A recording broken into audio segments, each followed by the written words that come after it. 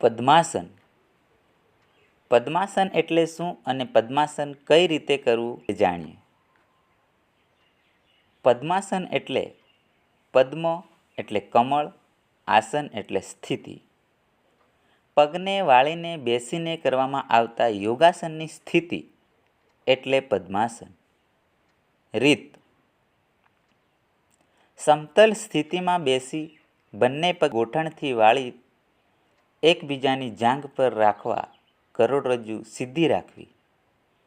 બંને હાથ સીધા રાખી હથેળીના પાછળના ભાગને ગોઠણ પર મૂકવા. કરોડરજ્જુ સિવાય આખું શરીર શિથિલ રાખવું. આવી રીતે પદ્માસનની સ્થિતિમાં બેસવું. પદ્માસન કરવાથી થતા લાભ: શરીર તથા મનમાં સ્થિરતા આવે છે. નકારાત્મક વિચારો દૂર થાય છે.